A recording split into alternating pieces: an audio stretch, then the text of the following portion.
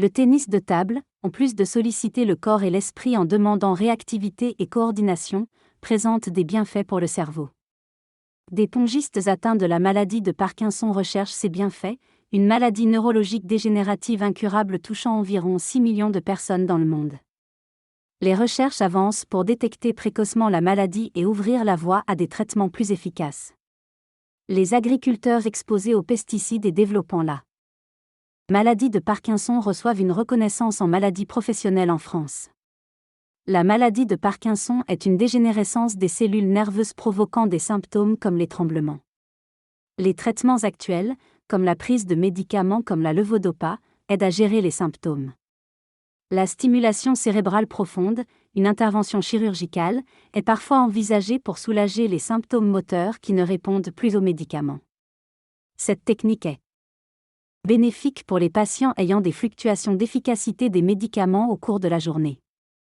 Thorsten, atteint de la maladie de Parkinson, bénéficie actuellement de ces médicaments mais envisage la stimulation cérébrale profonde à l'avenir. Il participe activement à des activités comme le tennis de table et la danse, qui ont un impact positif sur sa santé physique et mentale.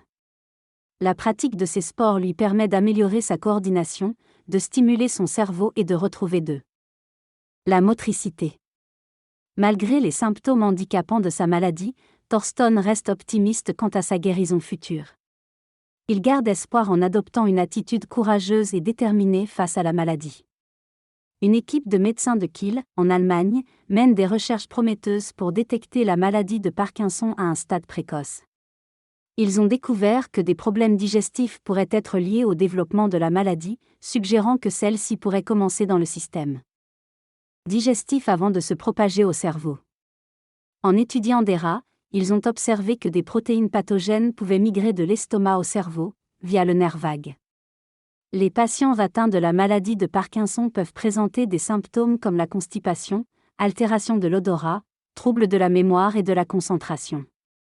L'équipe a développé une méthode de détection précoce de l'alpha-synucléine mal repliée, une protéine impliquée dans la maladie, dans le sang, sans nécessité de biopsie.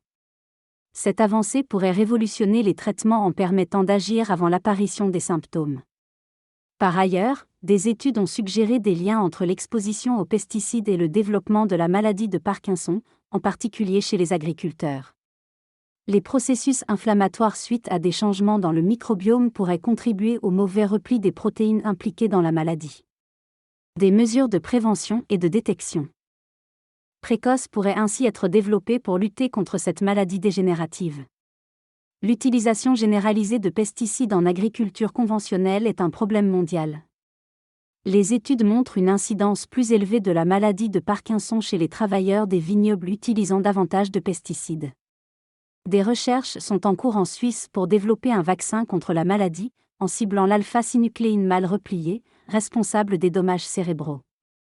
Gunther Staffled AC Immune travaille sur ce vaccin qui stimulerait la production d'anticorps pour neutraliser ces protéines pathogènes. Des essais cliniques sont en cours pour évaluer l'efficacité du vaccin. Une amélioration de l'hygiène de vie, des facteurs environnementaux et de nouveaux traitements pourraient potentiellement empêcher la propagation de la maladie avant qu'elle ne progresse.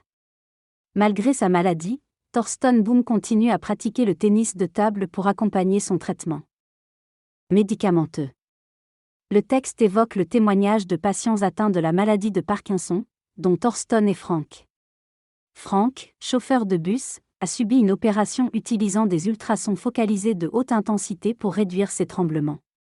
L'intervention a réussi à améliorer les symptômes de Frank, lui permettant de retrouver une meilleure qualité de vie. Bien que les traitements médicamenteux restent nécessaires, la chirurgie a aidé à soulager les symptômes de manière significative.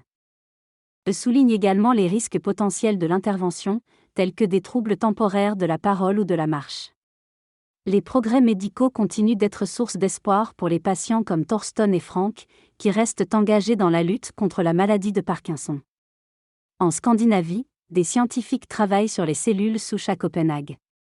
A.G. Kirkby et son équipe travaillent depuis plus de 10 ans sur la culture in vitro de neurones dopaminergiques pour les transplantés dans les cerveaux des patients atteints de la maladie de Parkinson.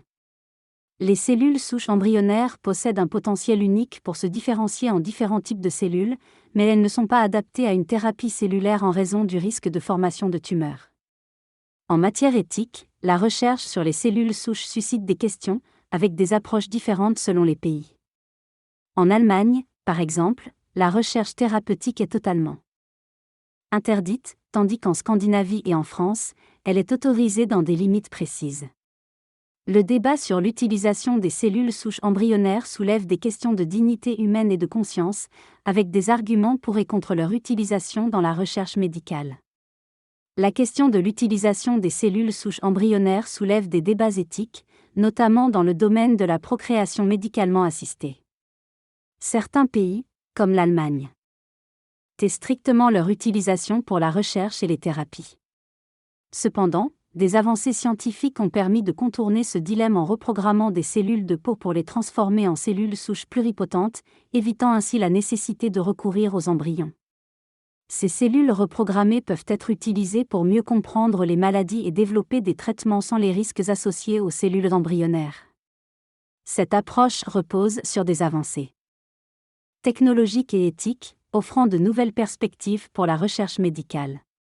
Des études ont montré que les cellules iPS sont de bonne qualité mais moins performantes que les cellules souches embryonnaires.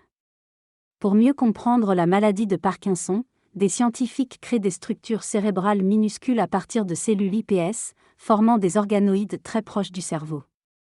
Les organoïdes permettent de tester l'effet de nouveaux médicaments et de comprendre le développement et la mort des cellules.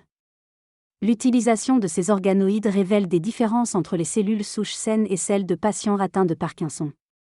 Des facteurs comme l'exposition aux pesticides ou le mode de vie peuvent contribuer au déclenchement de la maladie. Des recherches sont menées pour produire des neurones en laboratoire pouvant être transplantés chez les patients. La transplantation de cellules nerveuses pourrait être une option thérapeutique à l'avenir, mais nécessite encore du temps et de la recherche.